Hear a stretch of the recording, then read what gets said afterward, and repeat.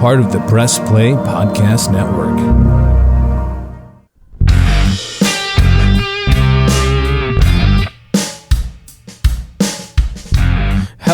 Hello. What's up? We do have another episode. It is another week. I am Jason Otero. You are Gary LeMaster This is the Ball Card Show, the sports podcast. for the Sports Collector. As always, we are brought to you by the Press Play Podcast Network. Baseball is right around the corner, baby. It is. But you just got back from vacation. Took Yes. a little family Little R&R. trip down to the old White Sand Panhandle. That's right. The White Sand Panhandle. That's what everybody calls it. Destin. It was fantastic. It was beautiful. Oh, it looked awesome. I think my favorite picture was Sid flexing on all of her arcade tickets. Oh, there is a arcade down there called Fat Daddy's. Okay. We spent a lot of money. I could tell based on the armloads of tickets. So we got there right when it opened up, and they had a bunch of like the claw machines, and apparently they set out all these big ones right when they opened. Well, because we got there right away, the kids were just cherry picking this stuff. But that wasn't the tough part. They had a lot of the coin games. My wife and I love slot machines. So it was scratching an itch. But we went back a few times. I'm not going to say how much we spent, but the kids got a few Tootsie Rolls Did out of some it. work. We did work on it. It was pretty fun. work. That's awesome. But I'm back. You know what? I'm going to compliment you. You're usually very disheveled and unpleasant looking. However, today you found a new barber, and I did. You trimmed your beard. Got a and fresh here's the cut. strange thing. Usually when I can see more of your face, it's not a good thing at all for anyone within an eye 100% shot. True. But in this case, I got to say, you look sharp, and you have this sick hat from Baseballism, not a sponsor yet, of the kid. Yeah, It's like I saw pixelated. this. Yeah, it's the Super Nintendo version from Super Nintendo Baseball. Super Nintendo version from Super Nintendo Baseball? Yeah. Okay. Yeah, so that I see what you did there, but that's exactly what it was. I just was confirming. They made the game for the next two generations of platform too. Yeah. What console did you play it on? The Super Nintendo. Okay, cool. Thanks. But no, I saw the ad for this hat on my Facebook feed, and I immediately was like, oh, they're getting my money. Yeah. So I immediately go to the website, and not only did they have this hat, they had a whole other line of junior stuff. I haven't bought any of it yet. There's a good chance I will. They have a Clemente line where it's the outline of that famous outline of Clemente's swing, but instead of a baseball bat, he's swinging the Puerto Rican flag. Of course he is. They have the license from the movie Major League, so they've got all the apparel with the Mohawk baseball. I don't think we should promote another second without them giving us a dime. That's fair. I'm just saying, if you want some really cool baseball stuff, Here's the problem. Once they figure out what you like on the social media, You're toast. You're shopping all day long. yes, 100%. Luckily for me, most of those companies sell T-shirts that don't fit me like they say. Right. And I have no interest in looking like cased sausage, as you call it. But they still got me. Anyway, we're going to jump in. I'm pumped because I love flagship Topps Baseball. Series 1 is released. And in my opinion, since I've started collecting again, now the first set that I bought boxes of was Series 1 2019. That was Tatis rookie card, right? That sounds right. So that was a pretty hot product, obviously. Yeah. I still like this Topps Series 1 for 2023 has been my favorite Topps baseball product release. What's your favorite part about it? Well, I think a few things are happening. One, it's being marketed. Yeah. It's clear to me that the relationship through Fanatics, they're trying things out. There are bounties for these different sets. The insert sets are interesting to me. Typically, this is not the case. Typically, you have a tribute to a player, and there's 50 cards and a paragraph on the back, and they look boring.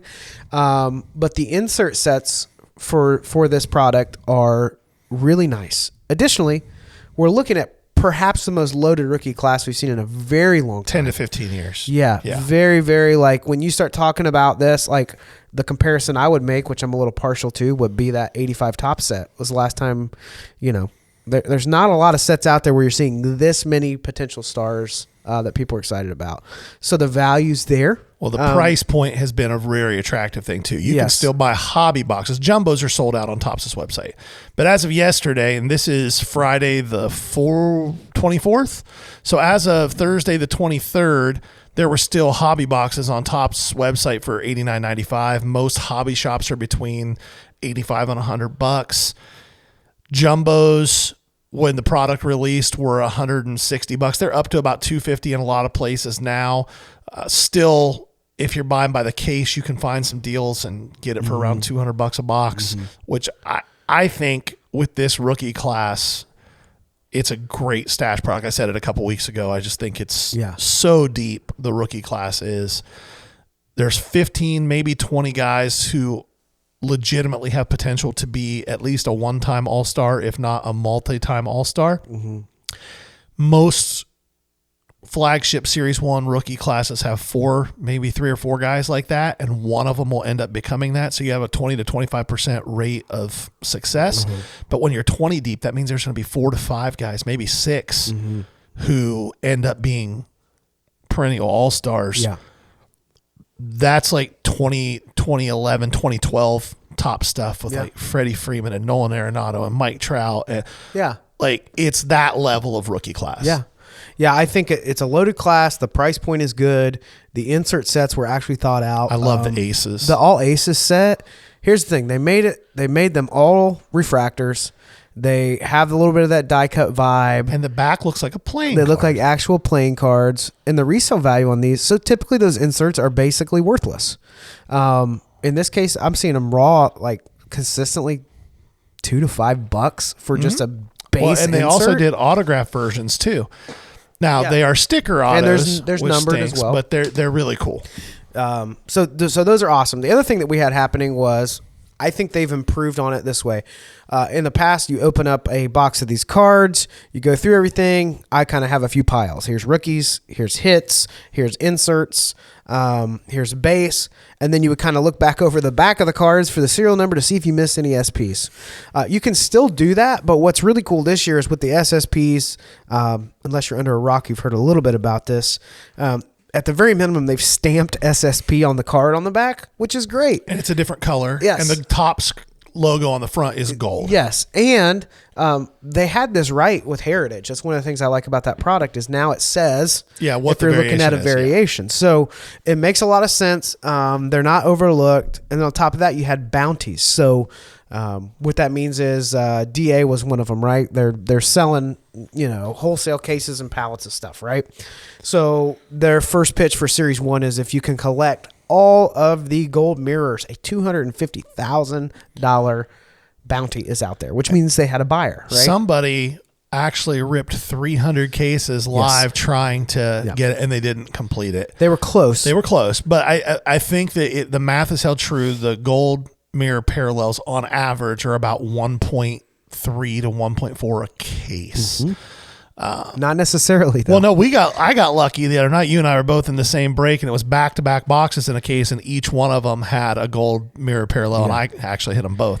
I had 21 teams. I have in a each hunch one that of the, case is pretty hot. Yeah, I had 21 teams in both those breaks. Yeah. So. One of our buddies, Danny, shout out Danny. Yeah, Danny. absolutely, Danny. Hillbilly Breaks. Every now and then he hops on there. Yeah. Big Reds fan. He does a good job breaking. You would do better at it, Danny, if you were more consistent. Wow. I got nothing. I got no shade. Danny just got to break, man. You just got to break every week. Just not Give us product. Just not when Series 1 drops every year. Give us product. I always look forward to you doing it, though, when Series 1 drops every year. Yeah. Anyway, shout out Hillbilly Breaks. They also have not paid a dime, so that's where that promotion ends. Right. Give us yo cash. More on it. So there's also a bounty for Series 1, Series 2 update. If someone puts together all of the SSPs, gold mirrors, $1 million bounty, $1 million cash. So here's what I like about it.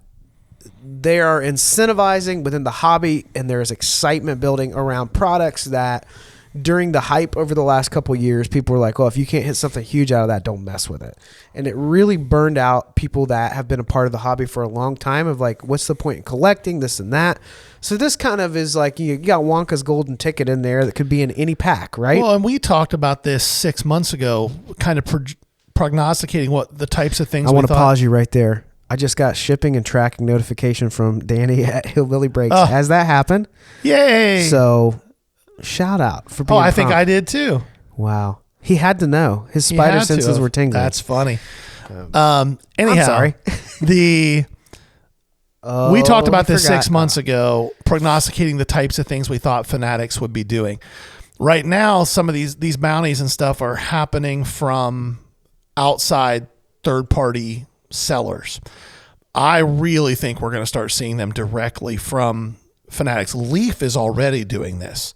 Leaf has a set out right now, and they release them 4 or 5 cards a week. They're print to order. They're all autographs. They're all numbered of different players across different sports. But they've got a thing going, and if you put the whole set together, that there's going to be something mammoth at the end of it. Now, you're probably going to spend $15,000 putting that set together because a lot of the cards are expensive. There are a few that are $30-$40, but there are also a few that are $600 or $700. Yeah. You know, they had a dual auto of Erling Haaland and Lionel Messi that was like $1,200. I still almost bought one because that's such a cool card. Yeah. Yeah. So, they've done a lot of good stuff with this. I want to talk a little bit more about some of the insert sets. The only one that I really hated was the 30 for 30 and 30. Yeah, it doesn't look good. It doesn't look It looks like a premium at all. promo card. Yeah. It looks like a home run fan. challenge card. But the greatest hits of 2022 are sweet. That They're kind of sweet. foil look. Heavy lumber, wood grain cards. And you have some of like the OG, like I saw McGuire and the A's stuff. That was Yeah. pretty cool. And then there's a nickname set. So like polar bear cards, some short print stuff there. There's actually this. So I feel like with this product, somebody was in the room saying, hey, how do we encourage set building with the new generation of collectors? Because that's an important piece, obviously, for revenue. You're going to open more than one box if you want to build out a set. But by making insert sets interesting in a product where a lot of times it hasn't been, it's clear that thought went into this and that there's a value there. I broke more of this than I have anything in a long time. I usually get into Bowman, but Bowman gets pricey. It does. And there's high risk there, and you're kind of sitting on cards for a while. With Series 1, you can usually sell pretty quick anything you hit out of it. For me, I've found more value in the multi-case breaks. So, I'm not – Whatnot is not my favorite platform. I went with one of the larger breaking groups out there, which with good reviews. And man, some of the teams I snagged at the price points I got them at were fantastic. However, if you're doing this, you need to pay attention. Some of these groups that are open in multiple cases. So let's say that they do 3 breaks in an evening of 3 cases. It's going to take a couple hours per break. The expectation is they're going to have stuff shipped out the next day. Right. Like Whatnot really pushes that, which is great. The trade-off is, at some point, it's nearly mathematically impossible for them to completely sort into 30 teams everything with that many cases. So some of these breaks I jumped into, here's your team, here's your price point. Unless you have one of the big 5 rookies, all the other base rookies are going to be divvied up amongst you. Well, if I have a hunch that somebody's going to be great, I want every single one of those base cards. Absolutely. So be mindful of that. In the descriptions, they'll tell you what's going on. I ask some questions. Now, I like one of them, I got the Brewers in 3 cases for $40. And then I ended up getting like 100 base rookies of all these other teams. So it worked out well for me. But in another break, when I went with the Guardians, I wanted every Gonzalez. Right. All of them. And I Yeah. didn't get all those. So keep an eye on that. You can still do smaller box breaks. Gary hit, a few great cards out of 2 boxes. But just be mindful where the value is. Never spend more than you're comfortable spending. Right. But there's a lot in there. That's the thing that is tough about some of this stuff. So, like Jason was just talking about with different rules and breaks, that type of a situation, I wouldn't necessarily care how cheap something was. I would probably avoid that because I'm going to target teams so I would not buy the Braves at the price point that they're at in multi-case breaks right now. However, if I was buying the Braves, I would want all the Vaughn Grissom cards. Yeah. But I would only get all the Michael Harris cards and maybe Yeah. a few Vaughn Grissoms. Yeah. I think that long-term Vaughn Grissom and Michael Harris are going to be very similar players. Yeah. Why would I not want all my Vaughn Grissom? Here's the other thing I'll throw out too. when you're in some of these big breaking groups, if they have that kind of a policy or they're only shipping hits or whatever, ask for base. Sometimes those guys are like, yeah, we'll auction it off for a few bucks. Sometimes they'll throw it in a box with it if you'll pay extra on shipping. Like, Yeah. you never know. Sure. Yeah. Doesn't hurt anything to give it a shot. And with the way that they move through some of that, they do kind of know where the hits are, but there's always a possibility an SP slips through. Oh yeah. and I will say that I love the design of this product. And I recognize, I've heard a lot of people say they don't care for it very much. Part of the reason I love it is because it is reminiscent of my childhood. It feels like 83 tops with some modern flair. The font is legible. Yeah. Oh, you can actually read the card. You don't need glasses. The bordering is easier to pre-grade. That's Yes. a huge one for me. Yes. I would agree. So, I mean, overall, huge thumbs up to Top Series 1 for this year. I'm excited for what this could mean down the road. I'll buy more of it when I see it. I'll be buying retail when I see it. I would go to hangers if you're buying retail. Why is guys. If you check the pack odds for Golden Mirror parallels and everything else, your pack odds are way better in hangers than they are in blasters. And that's why you listen to us, That's a nugget. So pack odds for hangers for a Gold Mirror parallel is 1 in 203. Pack odds for Gold Mirror parallels in a blaster are 1 in 1,200 and change. Mm-hmm. So Big if you're difference. chasing base rookies, Whatever. who cares? Buy whatever you want. Yeah. But hangers are $11.99, and you have better odds at most stuff. Yeah.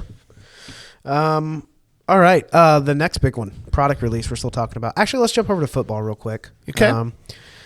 Donruss Hobby has released 2022, $270 a box. which is half of what it was last year, and And it's still still- 3 times more than it should be. Yeah.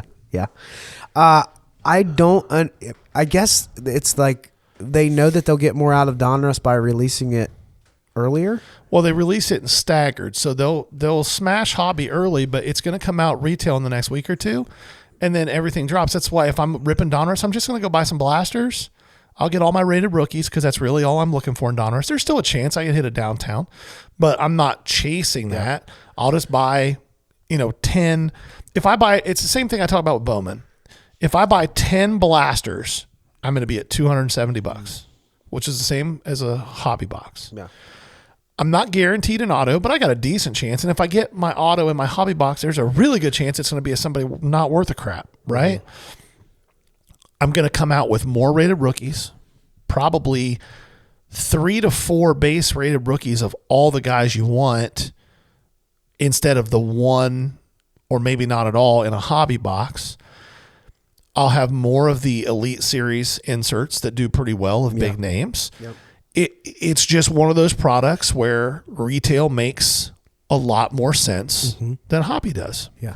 It just does. Well, and one of the things I was talking with you about is when people are trying to break a lot of this stuff, they're going after, what is it? It's not the Kaboom. It's Downtowns. The Downtowns. Yeah. And they're really pretty cards.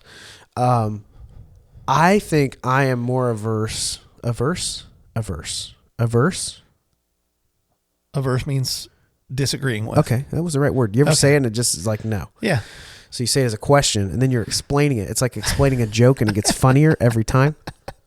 I'm more averse to products where the big chase doesn't have an autograph on it. So like Absolute Football, those Kabooms are really cool. Those base cards are the most disgusting things. And guess what? You're going to get a lot more of that than you are Kabooms. Oh, yeah. Now, Donruss, you'll have autos, you'll have 101s and all that kind of stuff too. But, I mean, the guys are pushing these downtowns. Cool cards. Yeah. Cool inserts. They should have a value.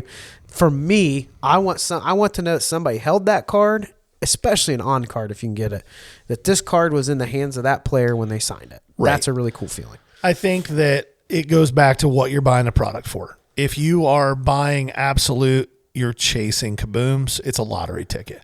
With Donruss, you're going to get a lot of rated rookies, and players that end up being good, their rated rookies are never going to be worth less raw than $4, $5, $6 a piece. And a lot of times way more than that. Josh Allen raw rated rookies are $50. Patrick Mahomes raw rated rookies are $100 to $150. Trevor Lawrence raw rated rookies are $5 to $10. It's just in the long run, it all depends on what you're in this hobby for. But as somebody who sets up at shows and as a dealer, I would much rather have 30 $5 cards than a chance at one $300 card. Yeah. That's just me. Yep. Up next, it's a big what the heck. Okay. Bowman. Where are you? We don't have a release date for hobby or retail yet. There's nothing on the calendar. And normally Bowman baseball releases in March. And we're right around the corner from it, and there is nothing on the agenda. And it makes me nervous because that means that if we don't get Bowman baseball till April, May. Are you going to be okay? Well, no. But that means we won't get Chrome until October, November. Yeah. Means we won't get draft until January, February. Yeah. That seems not cool. Yeah, not cool. Throws the calendar way off. Yeah. I like to have Bowman right as spring training is kicking into full gear because a lot of these better guys. for reselling. Yeah, you're damn right it is. Somebody had a home run. This base card is now worth $8. Right, sell I've got it. 30 of them. Yes, let's go. Yep. Okay. That's it on the release front. Pitchers and catchers reported, and wouldn't you know it, DeGrom is already injured. Yeah, they're downplaying it, but again, maybe, and it's a sad tale because when the dude is healthy in the last 8 years, there's not a better pitcher in baseball, and it isn't even close. But he's healthy so rarely. I saw a post the other day, somebody asking, would you rather have Jacob deGrom or Justin Verlander? And my response was, is this a real question? Like, it's Verlander 100 out of 100 times, not because he is physically a better pitcher than Jacob deGrom, because he isn't, but I can count on 35 to 40 starts from Justin Verlander, and they're going to be quality starts 90% of the time. I can only count on 10 to 15 starts out of Jacob deGrom, and Verlander's making half the money. Yeah. Like, it's not even a real question. Yeah. So pitchers and catchers, we're going to see hitters show up March, 3rd, 4th? So it's getting into the fun part of the calendar year. I really wish that I had taken some time and either planned a trip down to Jupiter or out to Arizona. I want to do that one of these years. Just go for a week to spring training and just watch 3 games a day and eat sunflower seeds. Yeah, get a bunch of autographs. Just, it'd be cool. It'd be a really cool experience. We should do it. We should. All right. Bucket list. Bucket list. Don't whisper, can't hear you. Bucket list. There you go. All right. We're going to continue our commitment, and it has been quite a commitment. For you, I love every second of this. You dread it every We're not week. even halfway through this. No. But we are continuing our prospecting. You know what I just thought of? What'd you just think of? Will Ferrell's skit, The Angry Prospector, the old prospect. Did you ever see that? Yes, because Adam Sandler's in it too, right? No, not a chance. Are you sure? Yeah, it's not. Chris Kattan is like doing a debrief with military professionals about, man, I can't remember. He was like going over some type of mission, and then Will Ferrell stands up with pots and pans, and they're like... They're saying something, and he said, I'd be more worried about coyotes if I were you. Who is this? My name is Gus Chiggins. Chiggins. It was a skit that never made it to SNL. Okay. But it was on the Best of Will Ferrell. Okay, I got you. And it's just... Basically, it's Jimmy Fallon breaking character 20 times in that skit, which is about 5 more than normal. Well, oh yeah. But well, that's my favorite Will Ferrell skit ever was the Harry Carey. That was far and away my Jeff favorite. Goldblum? Yes, just losing it. Hey, Jeff, if the moon was made of barbecue spare ribs, would you eat it? I'm sorry, what? I know I would. Heck, I'd polish it off with a nice cold Budweiser. I love that skit so much. Hey, Jeff, what's up with this mad cow disease? It was here for a while, and then it went It away. went away. Your thoughts? It's so good. And we're so off track, but that's so good. At one point, he was like, he starts to answer, he goes, well, it's been a pleasure, Jeff. Okay. Anyway, shoot. what I was trying to say is we are on the eternal list of prospects. NL West. NL West. this We're going to week. start out with the D-backs. We'll drop a few names and why we think that they are definitely somebody to keep an eye on. Yeah, one of the Invest in. reasons we chose the NL West this week is because there are so many guys that we're going to talk about that are going to be up this year. They may even break camp. So Yep. you got a window here. Okay. Up first, Corbin Carroll. No-brainer, top 5 prospect in baseball. Realistically, could be number 1 and nobody would bat an eye. I think he's ranked 2, but it's him and Gunnar. That's it. Really fast. Yeah. Really good bat-to-ball skills. Gold glove caliber defender. Is going to steal a lot of bases. In-game power, I don't know. It looked decent last year, but he also was hitting in environments where the ball just flies. Well, and 20-plus stolen bases a year if that you're projecting that. You know, 25 to 30. Yeah. A base hitter is not a bad thing for him. No, he's a kid that can 90th percentile outcome, top of the level outcome is a 310, 25, 30 bags, gold glove, perennial all-star. Like he's that type of talent. Floor is probably Christian Pache level defense or close to it, and a league average to slightly above average hitter. Mm-hmm. And if Christian Pache isn't getting DFA'd, Corbin Carroll's going to stick for years and years and years. Yeah. So really good player. His stuff is not cheap, but it's also not as expensive as it's going to be by June. A lot of these names are more recognized in this division, so not Yeah. a lot of them are going to be super cheap. Right. I feel like last time we had more sleepers in there. Yes. Up next, another name that you're fairly familiar with. I know that he's not a secret if I know who it is without having to look him up. Right. Jordan Lawler. 2021 draft, first round pick. What's he? Second overall, I think. Second or third. Bonus of 6.7. Yeah, because that Number was 2 overall. Yeah, number 2. Okay, because Henry Davis went first, Yeah. but there was a lot of conversation which one of those guys was going to go first overall. Yeah. Witt was there. Witt didn't get drafted in 2021, bro. No, Witt had louder tools and was more advanced. Lawler entered 2021 as the top high school prospect. Yeah. He, again, a kid who's going to play a really high level of defense at shortstop.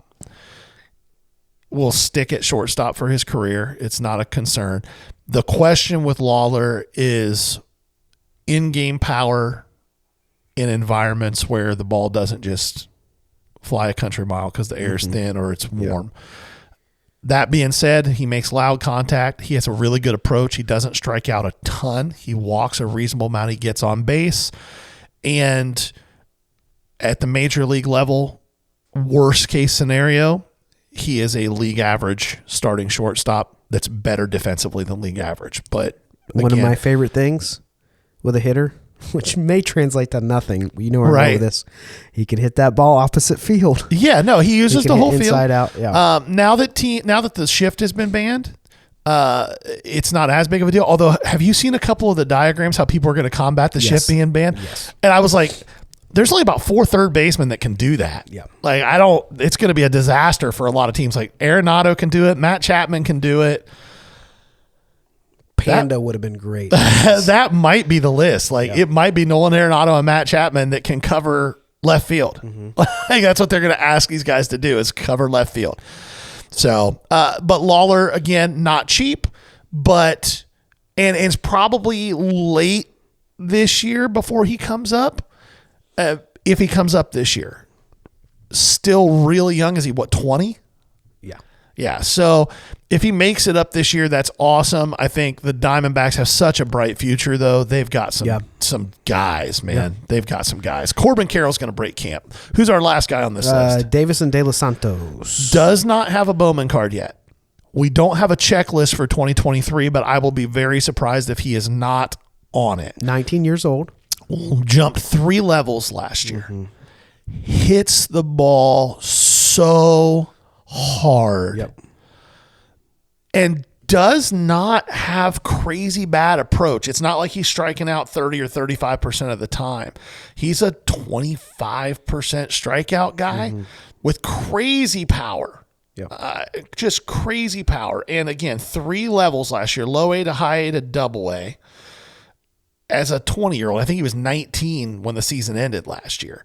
So he's a guy that nobody really talks about. If you're looking for a guy that's a little bit of a sleeper, that if his stuff comes out and you can get it cheap, it's really, he's going to just blow up this year, I think. He could be the Jackson Churio of this year. Well, and it looks like, you're getting him for his bat. Fielding, he'll figure that out. Yeah, he's not bad. He's got soft hands. He's able to get the job done. But this is a middle lineup guy that's got a lot of pop. Universal DH fielding just doesn't matter as much anymore. It matters, but not as much. Let's move to Colorado. Okay. Up first, name that everybody's heard of by now, Zach Veen. Zach Veen is... So the concern I have with Zach Veen is approach. He's a guy who is, and you know what I'm talking about with baseball, and if you're baseball people, you know what I'm talking about. There are guys who are so naturally talented at putting the bat on the ball that they'll swing at anything because they feel confident that they can put the bat on the ball. And that's been the case for them their entire life until they get to double A, right? It's the extremely rare hitter. Like, I can only think of 1 or 2 guys. Vlad Guerrero Sr. is probably the most commonly used example of this. It didn't matter where a pitcher put a ball, he could put the barrel on it. Yeah.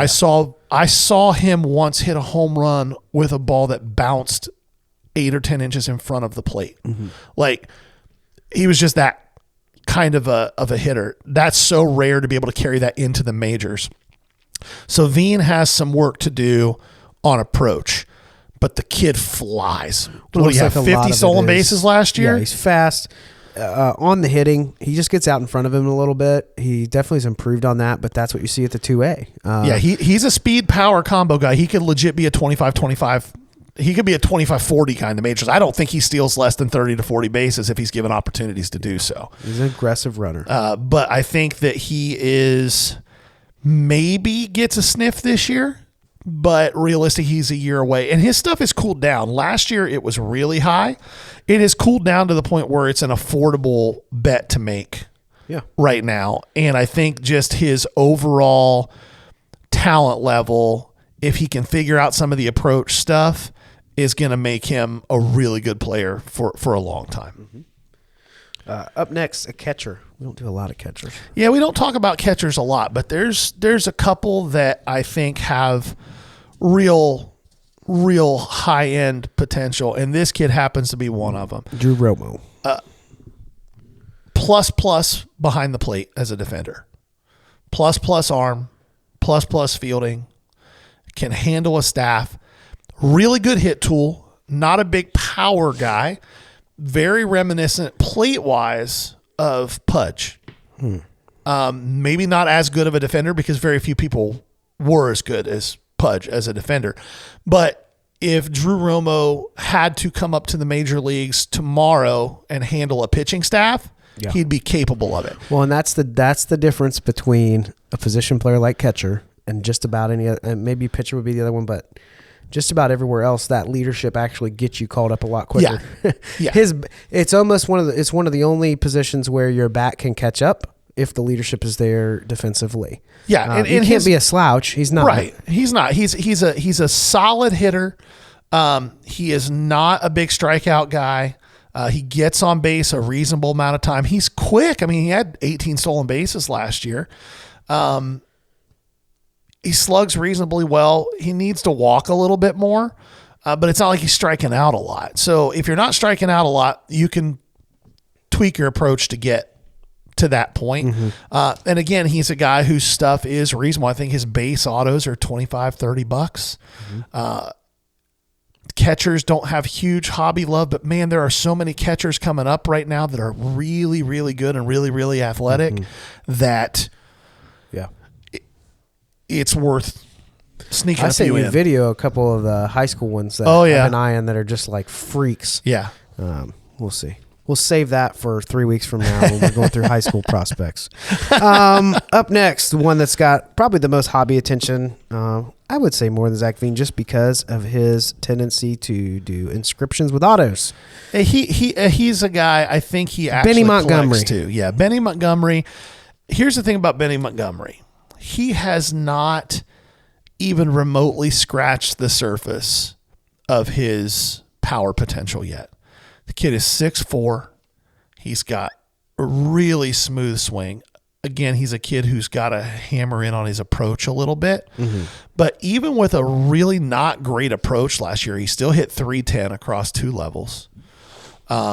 He only hit 6 home runs, but his average exit velocity, his 90th percentile exit velocity is like 103. Mm-hmm. That's really good. He strikes out a little more than he should. I think he was around 30% last year or close to it, 28 to 30%. That's got to get better. But he hit a lot of doubles. He will continue to work on his swing plane and get the loft a little bit better, and those doubles will turn into dingers. He's just so naturally strong that the potential is there for him to be huge. His stuff is also cooled down. Autos, you're going to pay a little bit more for than what I think you probably should be paying right now, but that's just where he's at in the hobby. I don't know that they're going to go any lower. Right. So. All right. Let's move over to L.A. Dodgers. One guy that you have been excited about for quite some time. Yes. Miguel Vargas. One of the things, and Jason can confirm this, there are certain guys that I get on early and I just really like. Sometimes I miss, but a lot of times I don't, and Vargas is one of those guys. Floor for Vargas is as high as any rookie that's going to be out there this year. All he does is hit at every single level. His absolute floor is that he'll play 135 to 140 games this year for the Dodgers at 3 or 4 positions. I personally think he'll lock up the starting third base job and just stay there. But if he doesn't, he's going to be in the lineup 5 out of 7 days somewhere. He can play third, he can play first, he can play second. In a pinch, he can play short. If you got a rangy third baseman, he can play either corner in the outfield. And he's going to hit at a minimum 275 with 20 jacks. Yeah. Realistically, his 90th percentile outcome is a 310 hitter with 25 to 30 home runs. And he walks a lot. He doesn't strike out. He's going to be a 4-WAR player. Yeah.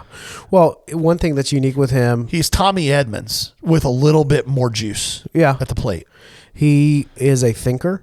There are so many freakishly talented hitters out there. Oh, of course. That just make adjustments and don't know why it worked. Yeah. Vargas thinks about it. He really disciplines himself to understand the mechanics of hitting. Uh-huh. He really spends time with that. That's always promising with a young guy that's just like, man, I got to figure out how to wait back on curveballs. He's doing more than that. He's really thinking through it. And he's a guy that would have been up last year with 20 teams in the league. Yeah. Yeah. He would have started at third for 20 teams in the league last year. Yep. Who do we have next? Michael Busch. Another example of the Dodgers just suppressing their dudes. Okay. Michael Busch should have been up 2 years ago playing ahead of the corpse of Cody Bellinger. Which is sad to say. Yeah. Cody Bellinger forgot how to play baseball. He won a Rookie of the Year, he won an MVP, and then he forgot how to hit. I hope for his sake he goes to Chicago and turns back into a great player, because baseball is always better with great players. And when you got great players in big baseball cities, that's even better for the sport. But in general, Cody Bellinger slashed trash for the last 2 years while Michael Busch just absolutely annihilated minor league baseball. Yeah. He is an all-star level player in the outfield. He's going to hit 25 to 35 jacks. I mean, he hit 32 last year across AA and AAA. Good amount of strikeouts too. Yep. I mean, he's what, a 25% guy? Mm-hmm. Yeah, he's roughly a 25 to 28% guy, but he's going to hit the ball out of the yard. He's going to hit for a good average along with those. He's not going to steal a lot of bases, but he's going to put the ball in play. He's going to hit it really hard. The moment doesn't get too big for him, and he can play 2 positions, but I think that realistically he's going to stick in the outfield. Should have been up 2 years ago. Mm-hmm. And his stuff is reasonably affordable, you guys. Like, legitimately, his stuff is reasonable. You can go buy his base autos. I think he was 2019 draft.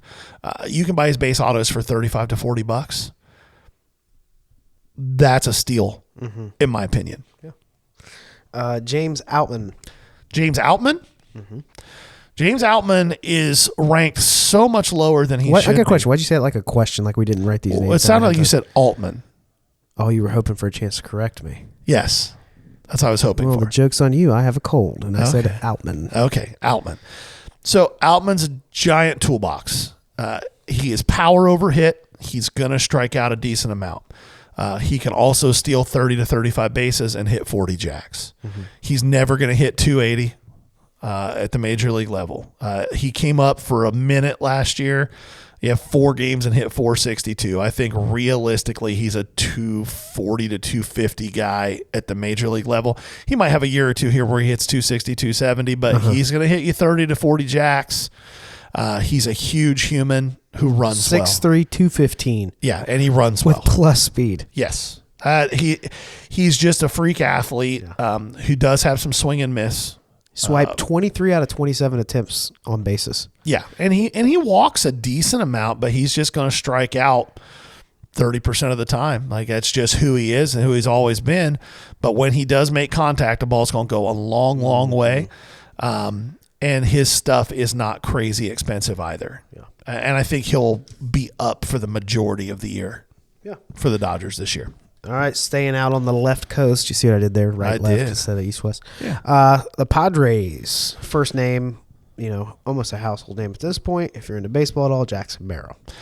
So it's interesting because Jackson Merrill, until a year ago, was just a guy. He wasn't anybody that anybody was super, super excited about. He was a first-round pick, but you could buy his stuff for nothing. I was buying his paper-numbered stuff.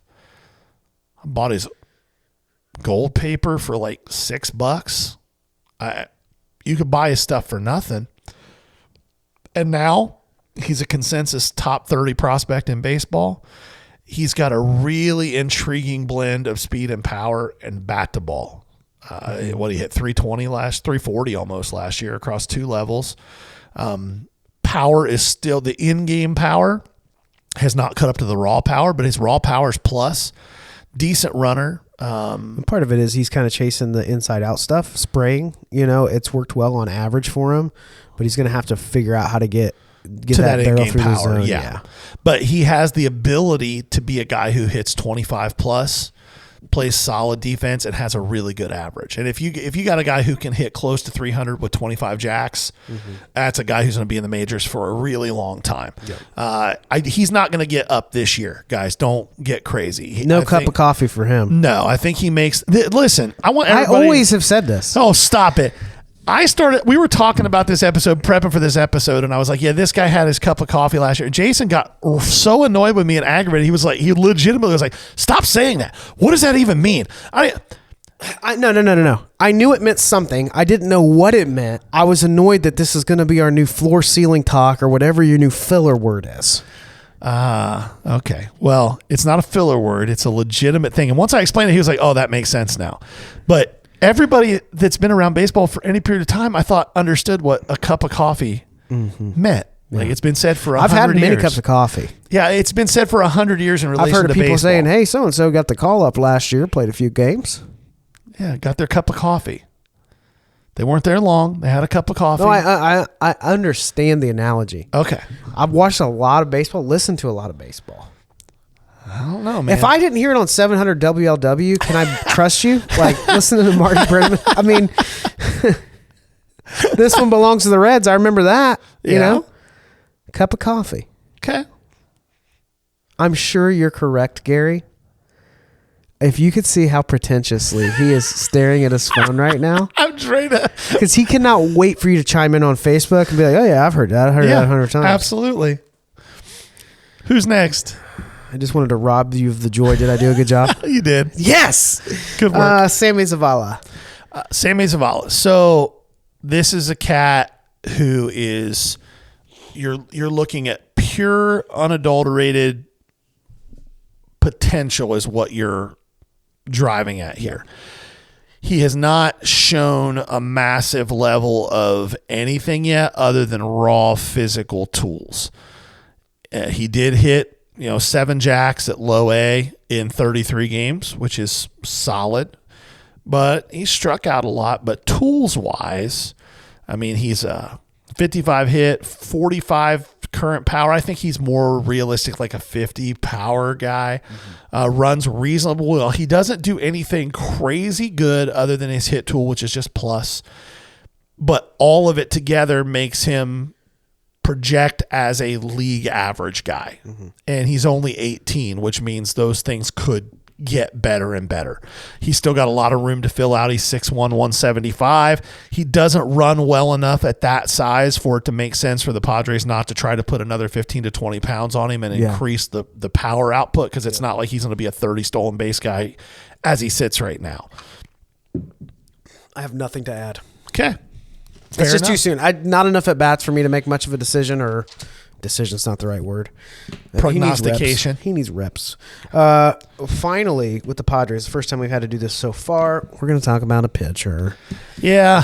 Hobby-wise, nobody loves to talk about pitchers, but the Padres just obliterated their system to go get Juan Soto. They sure did. This is Dylan Lesko we're talking about. Yep. High school pitcher, mid-first round pick in 2022. Already hitting mid-90s. Yeah. He's a 6'2", 200-pound kid. He'll probably grow another inch, and really has a really, really interesting arm slot in his delivery. It's not anything weird. It's just not something you see all the time. He has had Tommy John surgery, so he's going to be coming back this year basically fresh. He didn't do anything last year after getting drafted. But as a high school pitcher, his juice is undeniable. And guys who come out of high school sitting mid-90s usually end up sitting high 90s by the time they've gone through an actual program. And his changeup is kind of his secret sauce. So it's a 70. It's a plus pitch. 95 to 97 on the fastballs on the top end right now. That changeup is hitting low 80s. Yeah, and it looks the same for the first 30 feet. Lateral movement on the change, not just a dive. Yeah. It's a nasty pitch. I mean, if you can get a changeup to move side to side, it's a completely different concept for the hitter to pick up, because you're looking for the release, you're looking for spin. Typically, that changeup will drop off, and that's enough for you to. There's enough muscle memory from Little League, that the ball's dropping off. When this thing's just moving sideways on you, and you have the off-speed piece, it looks like a super slow cutter. Yes, is what it looks like. It's a dangerous pitch. And I mean, when you've got 2++ pitches and 2+ and a plus pitch with plus control as a 19-year-old, that's a massive amount of upside. Yeah. And his stuff, not expensive. Yep. As most pitchers are not expensive in the minors until they're ready for their call-up. All right, final team. Man, we've almost... We flew through this, man. You feel better about this? Flew through this. I don't know what you want from me. My coffee's cold. Well, you're drinking it slow. Well, it's because I got called up to stay. Okay. The Giants. Okay. Hey, if I was going to screw up a name, here it comes, but I'm going to try it first. Averson Arteaga. Arteaga. You were really close. I wanted to give you one. You were really close. A lot of shortstops in this roster. I mean, that's shortstop is probably the most coveted position in baseball. Shortstop and center field, up the middle defenders, right? It's hard to find a guy who can hit really high level hitting and play a really good shortstop. Yep. So when you find that, it has a lot of value, both in real life and in the hobby. So Arteaga started to get some run hobby-wise middle to end of last year as he started really doing some things at low A. He spent 2021 in rookie ball and a little bit of low A, one game. But last year in 122 games as a 19-year-old, so playing about 2 years below the league average age-wise, he hit 14 jacks, had 84 RBIs, had an OPS of 776, On-base percentage wasn't great. Average was solid, 270. He's got to walk a little bit more. Strikeouts, not a massive issue, but, a 28% guy. Yeah. The approach needs to get a little bit better. But he runs well, plays gap to gap as far as the way he hits the ball, hit a lot of doubles. I think that the wish on Arteaga is that he can become early career Brandon Crawford. Like, that ability is there.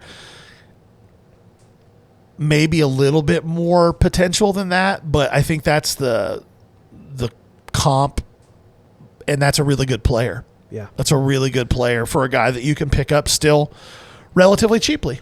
Yep. Up next, one that you and I have talked about a little bit, and a good value in, was it Chrome or Draft? Ryan Reckley. Chrome this last year. I love Reckley. Another shortstop. I'm not sure that he stays at short. Out of the Bahamas.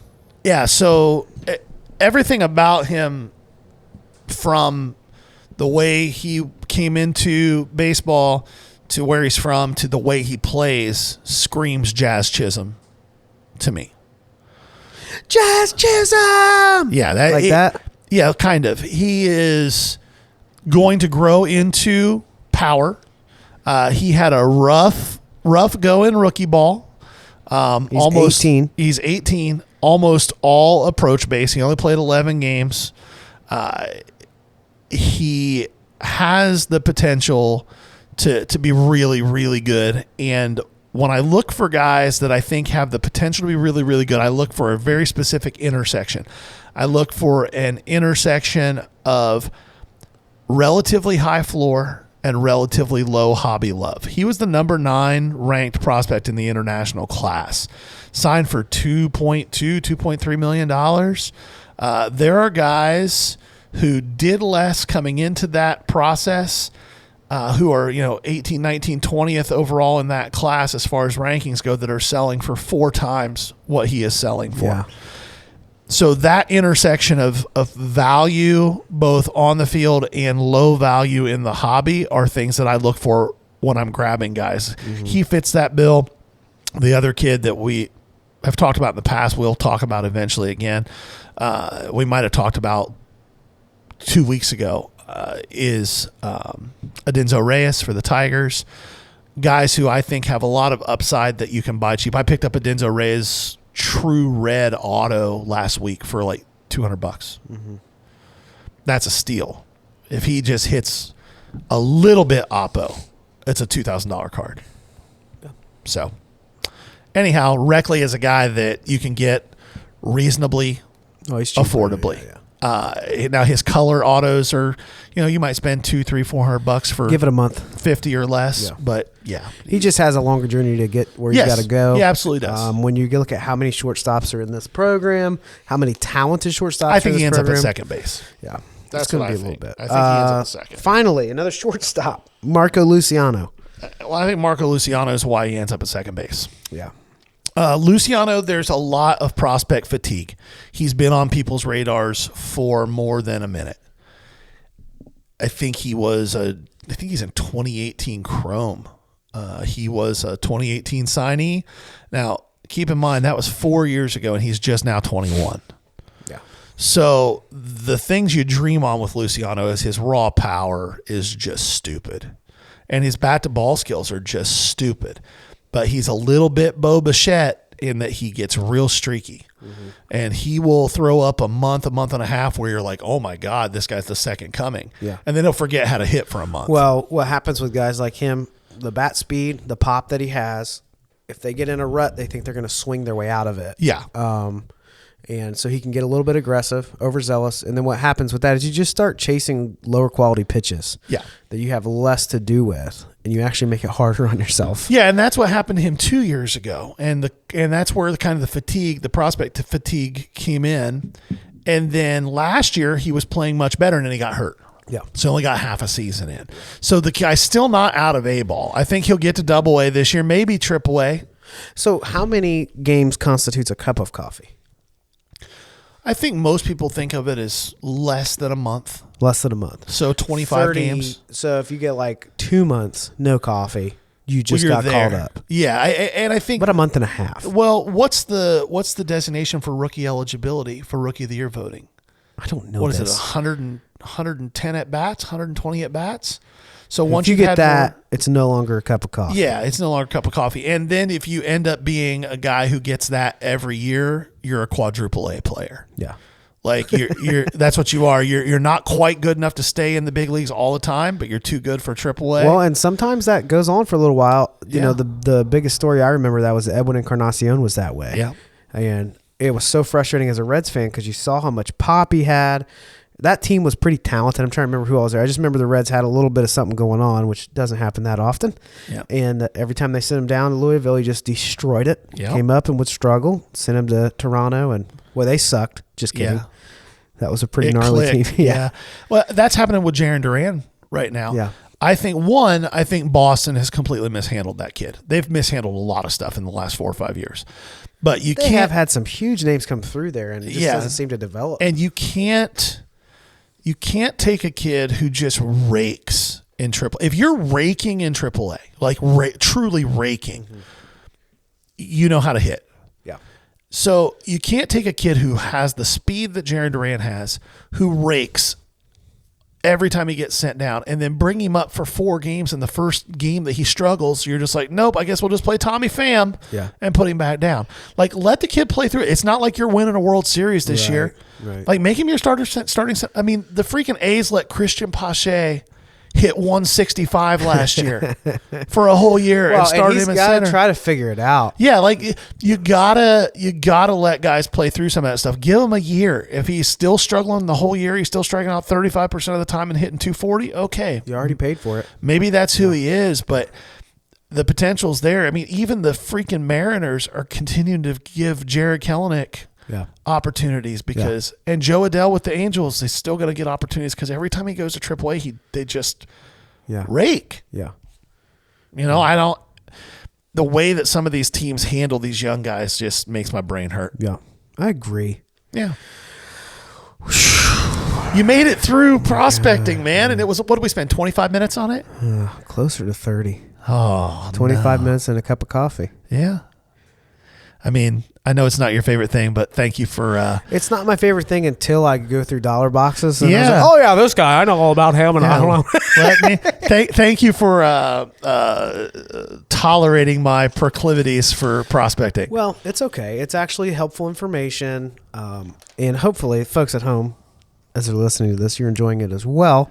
And to be honest with you, if you're listening to this at your house, you're weird. You should be listening to this in your car when you're driving someplace. What if You're just sitting in your house listening to podcasts. I do that? No, you don't. Yes, I do. Do you really? Yeah. Oh, you're weird. I don't know if we can be friends. All by myself. I mean, if I'm doing Don't something wanna like I have be- headphones in, Shut up. All I by don't- I don't like any part of this. myself.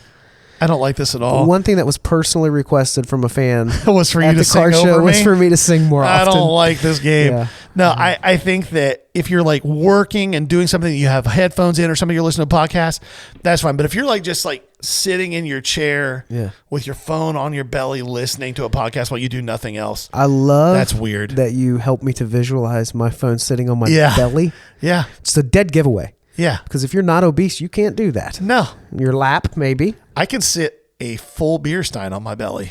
Stein? Yeah, like a whole big stein. I know what a stein Yeah. is. It'll just hang out there. I'm fat. I know. Yeah, it's okay though. You look good, though. It's a I beard. appreciate It's it. good look, good hat, good beard trim. I'm over here looking like I've been in a cave for a week. You have. I know. This has been the Ball Cart Show, the sports podcast. For the Sports Collector. We'll see you later. Peace.